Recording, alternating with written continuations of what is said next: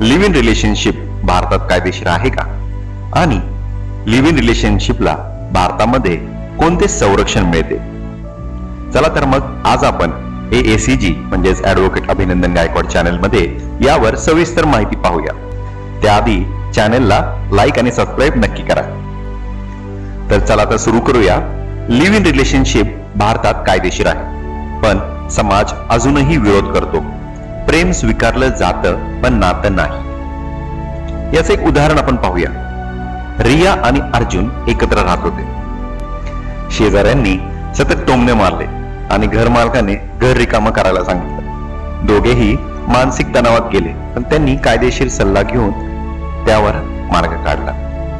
याचा अर्थ असा होतो की समाज अजूनही ऍक्सेप्ट करायला तयार नाही. दुसरा मुद्दा, महिलांसाठी कायदेशीर संरक्षण. लिव्ह इन रिलेशनशिप मध्ये महिलेला डोमेस्टिक व्हायलन्स ऍक्ट खाली संरक्षण मिळते. कायद्याने महिलेला अधिकार दिले आहेत. उदाहरणाने पाहूया. एका महिलेवर तिच्या जोडीदार रोज ओरडत असे, तिला मारहाणही करायचा. तिने महिला हेल्पलाईनला फोन केला. पोलिसांनी त्वरित कारवाई केली आणि तिला न्याय मिळाला. म्हणजेच महिलांना याचा फायदा होतो. लिव्ह इन मधील मूल कायदेशीर असते का? तर होय, लिव्ह इन नात्यातून जन्मलेले मूल कायदेशीर असते. त्याला वडिलांचा वारस हक्क मिळतो. उदाहरण म्हणून पाहूया. एक कपल लिव्ह इन मध्ये राहत होते. त्यांना मुलगा झाला. शाळेतील नाव नोंदणी आणि वारसा हक्काच्या कागदपत्रांमध्ये अडचण आली नाही. कोर्टाने देखील मुलाला कायदेशीर मान्यता दिली. आता आपण पाहूया पोटगीचा हक्क. लिव्ह इन रिलेशनशिप मध्ये स्त्रीला पोटगी मिळू शकते. जर ती आर्थिकदृष्ट्या अवलंबून असेल, कोर्टाकडून ती रक्कम मिळू शकते. सीमा आणि आदित्य उदाहरणाने पाहूया. आपण विभक्त झाले. सीमाचं उत्पन्न नव्हतं म्हणून वकिलांनी तिला कोर्टात पोटगी मागण्यासाठी अर्ज दाखल करायला सांगितला. कोर्टाने दरमहा रक्कम मंजूर करून दिली. फसवणुकीवर FIR. फसवणूक झाल्यास FIR करता येतो, विशेषतः जर जोडीदाराने लग्न लपवले असेल. उदाहरण म्हणून पाहूया. निकिता आणि राजदीप 2 वर्ष लिव्ह इन मध्ये राहिले. नंतर तिला समजलं की तो आधीच विवाहित आहे. तिने पोलिसात तक्रार दाखल केली आणि कारवाई सुरू केली. म्हणजे लिव्ह इन मध्ये राहण्याआधी तुम्ही लग्न केले आहे हे जर सांगितले नाही तर ही फसवणूक होऊ शकते. दीर्घ सहजीवन म्हणजे वैवाहिक मान्यता. दीर्घकाळ एकत्र राहिलं तर नातं विवाहासारखं मानलं जातं. त्यामुळे कायदेशीर हक्क मिळतात. उदाहरणाने पाहूया. एक कपल 5 वर्षापासून एकत्र राहतात. एका अपघातानंतर रुग्णालयाने फॅमिली म्हणून श्रेयाला पुढे आणलं.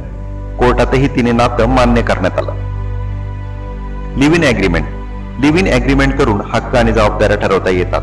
विवाद टाळण्यासाठी तो फायदेशीर ठरतो. एका कपलने त्यांची सहजीवनाची सुरुवात ऍग्रीमेंटनी केली. दोघांचे खर्च, जबाबदाऱ्या, मालमत्तेचे वाटप यावर स्पष्ट नियम ठरवले. त्यामुळे वाद टळले. पण भारतामध्ये अशा पद्धतीचे लिव्ह इन ऍग्रीमेंट आता सध्या अस्तित्वात नाही. ते कायदेशीर नाही. जरी कोणी करत असेल तर त्यांचा फायदा होऊ शकतो, पण ते कायदेशीर व्हॅलिड नाही. समाजातील दबाव आणि महिलांवरील शंका. समाज अजूनही महिलेला दोष देतो. तिच्या चारित्र्यावर शंका घेतली जाते. एक उदाहरण पाहूया. श्वेताने ऑफिसमध्ये लिव्ह इन नात्याची कबुली दिली. काही सहकाऱ्यांनी तिच्यावर संशय घेतला, पण तिने आत्मविश्वास ठेवला आणि कामात प्रगती साधली. आजही महिलांकडे बघण्याचा दृष्टिकोन वेगळा ठरतो जेव्हा ती लिव्ह इन मध्ये राहत असते. मालमत्तेचा वाद. मालमत्ता एकत्र घेतल्यास नातं संपल्यावर वाद होऊ शकतो. अग्रिम लेखी ठराव फायदेशीर ठरतो. विभक्त झाल्यावर भावना आणि रजत एकाच घराच्या मालकीसाठी कोर्टात गेले. त्यांनी पूर्वी कधीच लेखी नोंदी केली नव्हती, त्यामुळे मोठा वाद उभा राहिला होता. त्यामुळे असे काही करू नका. घेण्याआधी तुम्ही ऍग्रीमेंट ठरवा की कोणाचे काय आहे, कोणी किती पैसे दिलेत, कोणाकडे काय राहील.